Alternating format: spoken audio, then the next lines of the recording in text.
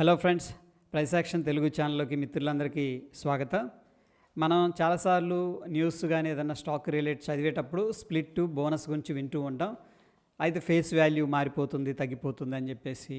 So bonus కూడా రేషియోలో mention చేస్తారు, 2:1, 1:2 అని చెప్పేసి. దాని గురించి డీటెయిల్డ్గా మనం చూద్దాం. ముందుగా స్ప్లిట్ అంటే ఏందనేది చూద్దాం. వెరీ ప్రాక్టికల్గా రీసెంట్ ఎగ్జాంపుల్ చూస్తే ఇక్కడ ఆంధ్ర పేపర్ అనే స్టాకు 1:5 ఓకే స్టాక్ స్ప్లిట్ అయింది అని చెప్పేసి చెప్తుంది. దాని తర్వాత రికార్డ్ డేట్ అని కూడా ఉంది చూడండి. ఇక్కడ రికార్డ్ డేట్ అనేది కూడా రెండింటి గురించి మనం చూస్తే ఇక్కడ వెరీ సింపుల్గా స్ప్లిట్ అవుతుందంటే ఉన్న స్టాక్ని ఏం చేస్తున్నారంటే దాన్ని కన్వర్ట్ చేస్తున్నారు అనమాట. ఎన్ని షేర్స్గా 5 షేర్లుగా మారుస్తున్నారు. సో ఇక్కడ మన అకౌంట్లో ఫర్ ఎగ్జాంపుల్ 1 షేర్ ఉంది అనుకుందాం. ఈ స్ప్లిట్ అయ్యి తర్వాత ఏమవుతుందంటే మన అకౌంట్లోకి 5 షేర్లు ఉంటాయి అన్నమాట. Okay fine. అయితే 1 షేర్ విలువ ఫర్ ఎగ్జాంపుల్ 500 అనుకుందాం.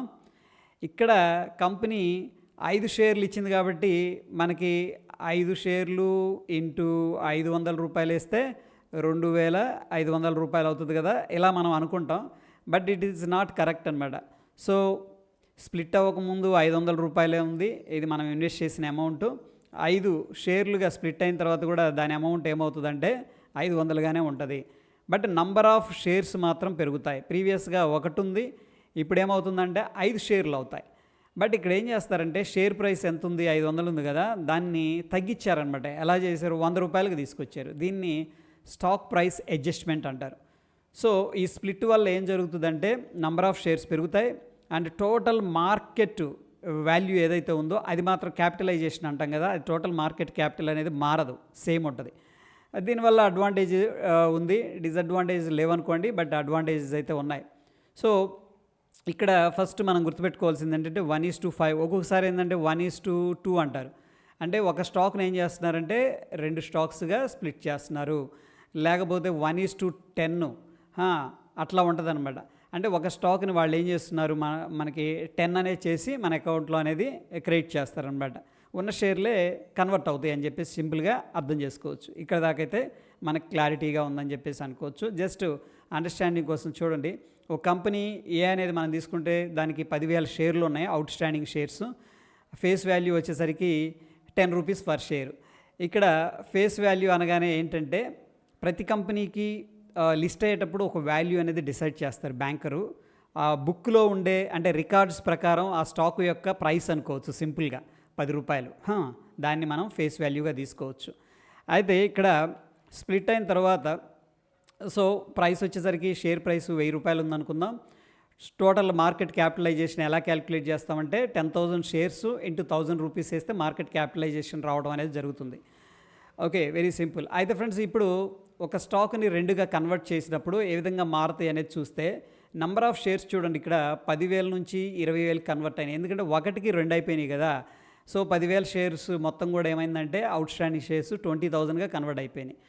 బట్ ఫేస్ వాల్యూ చూడండి 10 రూపాయలు ఉంది ఇది రికార్డ్స్లో. ఇప్పుడు దాని యొక్క రికార్డ్స్లో దాని వాల్యూ ఏమవుతుందంటే తగ్గించబడింది, ఎందుకంటే నెంబర్ ఆఫ్ షేర్స్ అనేది పెరిగినాయి కాబట్టి. ఇక్కడ మనం 1:2 అనేది తీసుకున్నాం. అంటే 1 షేరు 2 షేర్లా కన్వర్ట్ అవుతుంది అని చెప్పేసి తీసుకోవడం జరిగింది. దానివల్ల నెంబర్ ఆఫ్ షేర్స్ అయితే 10,000 నుంచి 20,000కి పెరిగినాయి. బట్ ఫేస్ వాల్యూ మనం చూస్తే 10 రూపాయలది 5 రూపాయలు అయిపోయింది. అదేవిధంగా ఇక్కడ షేర్ ప్రైస్ ఏమైందంటే తగ్గిపోయింది. ప్రీవియస్గా ఎంత ఉంది, షేర్ ప్రైస్ 1000 రూపాయలు ఉంది, ఇప్పుడు తగ్గించబడింది. ఎందుకంటే 2 షేర్లుగా కన్వర్ట్ అయిపోయింది కాబట్టి స్టాక్ ప్రైస్ అనేది అడ్జస్ట్ చేయబడింది అకార్డింగ్ టు ద స్ప్లిట్ అనమాట. సో టోటల్ మార్కెట్ క్యాపిటలైజేషన్ ఏమైందంటే ఇక్కడ చూడండి నెంబర్ ఆఫ్ షేర్స్ ఎంత ఉన్నాయి, 20,000 అయినాయి. స్ప్లిట్ అయిన తర్వాత పెరిగినాయి. బట్ షేర్ ప్రైస్ తగ్గింది కాబట్టి టోటల్గా ఈ యొక్క మార్కెట్ క్యాపిటలైజేషన్ మాత్రం సేమ్ అంతే ఉంది. ప్రీవియస్గా ఎంత ఉందో అంతే ఉంది ఆఫ్టర్ స్ప్లిట్ ఆల్సో. ఇక మనం ఒక టర్మ్ అనేది చూసాం, రికార్డు డేటు అని మెన్షన్ చేశారు. సో ఫ్రెండ్స్ ఇక్కడ రికార్డ్ డేట్ అంటే వెరీ సింపుల్. ఫర్ ఎగ్జాంపుల్ ఈరోజు 10వ తారీఖు అనుకుందాం. సో మనం ఏదో ఒక కంపెనీ షేర్లు 1 షేర్ అనేది బై చేసాం. మన డీమ్యాట్ అకౌంట్లోకి రావడానికి ఏమవుతుందంటే T+1 డే పడుతుంది. అంటే 10వ తారీఖు మనం బై చేస్తే 11న మన డీమ్యాట్లోకి క్రెడిట్ అవుతుంది, రైట్. అది సెటిల్మెంట్ అనమాట. క్లియరింగ్ కార్పొరేషన్ వాళ్ళు ఏం చేస్తారంటే మనం ఇమీడియట్గా షేర్స్ కొనగానే మన దగ్గరే ఉంటాయి అట్లా చూపిస్తుంది. నిజానికి మన డీమ్యాట్లోకి రావడానికి 1 డే టైం పడుతుంది, T+1 సెటిల్మెంట్.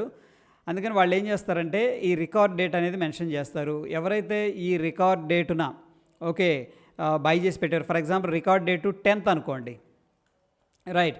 మనం ఈరోజు బై చేసి ఓకే ఈరోజు బై చేసాం కదా రికార్డ్ డేట్ రోజు అనుకుంటే అవ్వదు, ఎందుకంటే రేపటికి మనకి డిమాట్లోకి వస్తాయి. అందుకని 10th లోపు ఎవరికైతే ఉన్నాయో డిమాట్ అకౌంట్లో వాళ్ళకి మాత్రమే ఈ స్ప్లిట్ అనేది వర్తిస్తుంది. సో దాన్ని రికార్డ్ డేట్ అంటాం. అందుకని మనం ఒక రోజు ముందే కొనుక్కోవాల్సి ఉంటుంది సెటిల్మెంట్ని బట్టి, అదనమాట.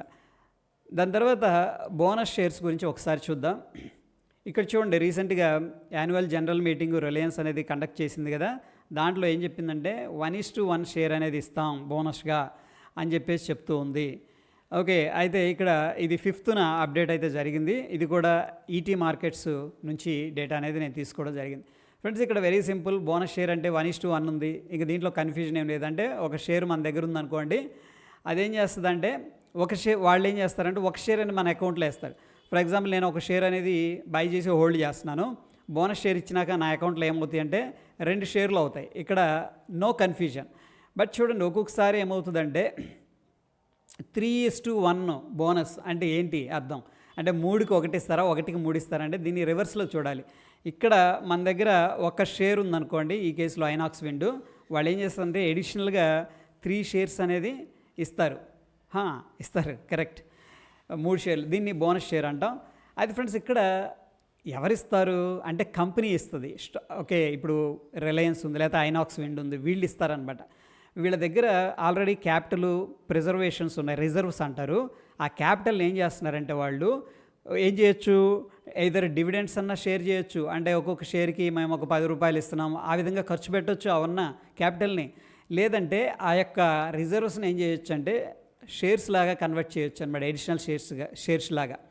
ఓకే, కన్వర్ట్ చేసి ఒక్కొక్కరికి ఇన్ని షేర్లు అట్లా అనమాట ఇవ్వచ్చు. కొంతమంది ఏం చేస్తుంటారంటే డివిడెండ్ ఇస్తారు. డివిడెండ్ ఏంటంటే ట్యాక్సిబుల్ అనమాట. ఓకే, అయితే ఇక్కడ బోనస్ షేర్స్కి అయితే ప్రస్తుతానికి ట్యాక్స్ లేదు. ఇక్కడ వెరీ ఇంట్రెస్టింగ్గా అబ్జర్వ్ చేస్తే వెల్జాన్ డెనిసన్ అనే కంపెనీ 1:1 ఇచ్చింది. అంటే ఒక షేర్ ఉంటే ఒక షేర్ బోనస్గా ఇచ్చేసింది, నో ప్రాబ్లం. ఇక్కడ చూడండి, జిఎం బ్రీవరీస్ ఏం చేసిందంటే 4 షేర్లు ఉంటే ఒక షేర్ వస్తుంది. అంటే ఫర్ ఎగ్జాంపుల్ మన దగ్గర 100 షేర్స్ ఉన్నాయనుకోండి, ఎన్ని వస్తాయి అంటే 25 షేర్స్ అదనంగా రావడం అనేది జరుగుతుంది. సో టోటల్గా ఈ యొక్క బోనస్ దగ్గర అంటే రికార్డ్ డేట్ కల్లా మనకు ఉన్నాయనుకోండి, మన టోటల్గా ఎన్ని అవుతాయి అంటే 125 షేర్లు అవుతాయి. బట్ ఫ్రెండ్స్, ఒక్కొక్కసారి ఫ్రాక్షన్లో వస్తాయి అన్నమాట. ఇక్కడ చూడండి, 5:3, 5 షేర్లు ఉంటే 3 ఇస్తుంది. ఫర్ ఎగ్జాంపుల్ 4 షేర్లు ఉన్నాయనుకోండి, దానికి తగ్గట్టు ఏం చేస్తుందంటే ఎన్ని షేర్లు రావాలో అన్ని ఇచ్చి మిగతాది సెటిల్ అవ్వబోతుంది అనుకోండి, సెటిల్ అవ్వట్లేదు అనుకోండి, దాన్ని ఏం చేస్తుంటే క్యాష్ రూపంలో కన్వర్ట్ చేసి మన అకౌంట్కి అనేది ట్రాన్స్ఫర్ చేయడం జరుగుతుంది. అయితే కంపెనీ బోనస్ షేర్స్ అనేది ఎందుకు ఇస్తుంది అనేది మనం చూసుకున్నట్టే షేర్ హోల్డర్స్ని రివార్డ్ చేయడానికి, అంటే either డివిడెండ్స్లో ఇవ్వచ్చు, లేకపోతే నంబర్ ఆఫ్ షేర్స్ అనేది వాళ్ళ దగ్గర ఉన్న రిజర్వ్స్ని షేర్ చేయొచ్చు అనమాట. ఇక్కడ ఒక పద్ధతి అనమాట షేర్ ఇది బోనస్ అనేది ఇవ్వడం ద్వారా. ఇక్కడ టోటల్గా ఏం జరుగుతుందంటే ఎవరైతే షేర్ హోల్డర్స్ ఉన్నారో వాళ్ళకి నంబర్ ఆఫ్ షేర్స్ అనేది ఇంక్రీజ్ అవుతాయి. సైన్ ఆఫ్ కాన్ఫిడెన్స్ కూడా బిల్డప్ అవుతుంది, ఎందుకంటే వీళ్ళ దగ్గర ఉన్న వెల్త్ని ఏం చేస్తున్నారంటే షేర్ హోల్డర్స్కి డిస్ట్రిబ్యూట్ చేస్తున్నారు. అది ఫ్రెండ్స్, ఇక్కడ షేర్ హోల్డర్స్ అంటే చూడండి, ప్రమోటర్స్కి ఫర్ ఎగ్జాంపుల్ 70% ఉందనుకోండి, నార్మల్ పీపుల్ రిటైలర్స్ వాళ్ళందరూ కలిపి 30% ఉందనుకోండి, ప్రమోటర్స్కి కూడా లాభమే, ఎందుకంటే వీళ్ళు కూడా 70% స్టేక్ అనేది హోల్డ్ చేస్తున్నారు, అవి కూడా షేర్స్ రూపంలో ఉన్నాయి, వాళ్ళకు కూడా నెంబర్ ఆఫ్ షేర్స్ అనేది ఇంక్రీజ్ అవుతాయి. సో ఇద్దరికి కూడా ఇది లాభం అని చెప్పేసి చెప్పుకోవచ్చు. అండ్ నెక్స్ట్ ఏంటంటే లిక్విడిటీ అనేది పెరిగే అవకాశం ఉంది. సో చాలా తక్కువ ఉన్నాయి అనుకోండి షేర్స్ ట్రేడ్ అవుతున్నాయి, బయ్యర్కి సెల్లర్కి మధ్య చాలా వ్యత్యాసం వస్తుంటుంది. బట్ ఎక్కువ షేర్స్ ఉంటే ఏమవుతుందంటే లిక్విడిటీ అనేది పెరుగుతుంది, ఈజీగా రిటైలర్స్ కావచ్చు, ప్రమోటర్ కావచ్చు, బై అండ్ సెల్ ఈజీగా చేసుకోవడానికి పాసిబిలిటీ ఉంటుంది. నెక్స్ట్ ఫ్రెండ్స్, ఎఫోర్డబిలిటీ అనమాట. ఎప్పుడు కూడా తక్కువ ప్రైస్ ఉంటే ఎఫోర్డబిలిటీ అనేది చాలా ఎక్కువగా ఉంటుంది. మనం చూడండి, ఇప్పటిదాకా ఎంఆర్ఎఫ్ స్టాక్ అనే దాని గురించి అనాలిసిస్ చేయలేదు, దాని గురించి డిస్కస్ చేయలేదు. ఎందుకు, ఎంఆర్ఎఫ్ మంచి కంపెనీ కాదా అంటే మంచి కంపెనీయే, స్టాక్ మార్కెట్లో లిస్ట్ అవ్వలేదంటే లిస్ట్ అయింది, ట్రేడింగ్ కూడా అవుతుంది. బట్ ఏంటంటే ఇక్కడ లిక్విడిటీ చాలా తక్కువ ఉంటుంది. నెక్స్ట్ వచ్చేసరికి ఎఫోర్డబిలిటీ చూడండి, ₹1,00,000 1,20,000 అట్లా ఉంటుంది అనమాట స్టాక్ అనేది. అందుకని ఏంటంటే తొందరగా దీని గురించి మనం మాట్లాడాం. ఓకే, సో తక్కువగా ఉండటం వల్ల ఎఫోర్డబిలిటీ అంటే చాలామంది పార్టిసిపేట్ చేసే అవకాశం ఉంటుంది. ఇక నెక్స్ట్ వచ్చేసరికి క్యాపిటల్ రీస్ట్రక్చర్ అనేది జరిగింది. వీళ్ళ దగ్గర ఉన్న రిజర్వ్స్ ఏదైతే బ్యాలెన్స్ షీట్లో రిజర్వ్స్ అని ఉంటుంది కదా, దాన్ని ఏం మారదో అది ఏమవుతుందో కన్వర్ట్ అవుతుంది. ఇది షేర్ క్యాపిటల్ లాగా, అంటే షేర్స్ లాగా కన్వర్ట్ చేస్తున్నారు అంతే సింపుల్గా. సో టోటల్గా ఏదైతే బ్యాలెన్స్ షీట్ ఉందో కంప్లీట్గా అంతే ఉంటుంది. ఫండమెంటల్స్ మారో, దాంట్లో అంతా కూడా సేమ్ ఉంటుంది, కానీ ఇక్కడ షేర్ క్యాపిటల్ మారుతుంది. రైట్, ఇక ప్రాఫిట్ అండ్ లాస్ స్టేట్మెంట్ అనేది మనం చూసుకుంటే ఎటువంటి మార్పులు వస్తాయి ఈ యొక్క బోనస్ షేర్ వల్ల అంటే ప్రాఫిట్ లాస్ స్టేట్మెంట్లో ఎటువంటి మార్పులు అనేది రావు ఫ్రెండ్స్. నంబర్ ఆఫ్ షేర్స్ మాత్రమే ఎక్కువగా చూపిస్తూ ఉంటుంది. అండ్ ఎర్నింగ్ పర్ షేర్ ఏదైతే ఉందో అది మాత్రం తగ్గుతుంది అనమాట. ఎందుకంటే నంబర్ ఆఫ్ షేర్స్ అనేది పెరిగినాయి కాబట్టి ఓకే. సో ఈపీఎస్ అనేది చేంజ్ అయ్యే అవకాశం ఉంది. దాని తర్వాత రిజర్వ్ రిడక్షన్ అనమాట. అంటే బ్యాలెన్స్ షీట్లో వీళ్ళు రిజర్వ్స్ ఉన్నాయి కదా, అవి తగ్గిపోయి ఏమవుతుందంటే ఇది షేర్ క్యాపిటల్ లాగా కన్వర్ట్ అయిపోతుంది. అంటే ఒక దాంట్లో తగ్గి ఇంకో దాంట్లో ఏమవుతుందంటే పెరుగుతుంది అనమాట, వెరీ సింపుల్గా చెప్పాలంటే. సో ఇది ఫ్రెండ్స్ మనకి స్ప్లిట్ అంటే అండ్ బోనస్ షేర్ అంటే. టోటల్గా మనం స్ప్లిట్ చేసినప్పుడు కానీ బోనస్ తీసుకున్నప్పుడు కానీ రెండిట్లో కూడా మన ఇన్వెస్ట్మెంట్ వాల్యూ అనేది మారదు. బట్ చూడండి అడ్వాంటేజ్ ఏంటి అనేది మనం చూస్తే నంబర్ ఆఫ్ షేర్స్ పెరుగుతాయి. ఇప్పుడు లాంగ్ రన్లో పెరుగుతూ ఉందనుకోండి స్టాకు, ఫర్ ఎగ్జాంపుల్ డివిడెండ్ అనేది ప్రకటించింది కంపెనీ. ఇక్కడ చూడండి ఫస్ట్ 10 షేర్లు ఉన్నాయి, బోనస్ ఇచ్చింది 10కి 10, మన దగ్గర 20 అయినాయి. డివిడెండ్ ఇచ్చినప్పుడు 20 షేర్లకి ఇస్తారు వాళ్ళు. అంటే ఇక్కడ లబ్ధి పొందే అవకాశం ఉంది. కొన్ని బెనిఫిట్స్ ఇంటర్నల్గా ఉంటాయి, కాన్ఫిడెన్స్ కానీ లిక్విడిటీ కానీ ఇవన్నీ కూడా.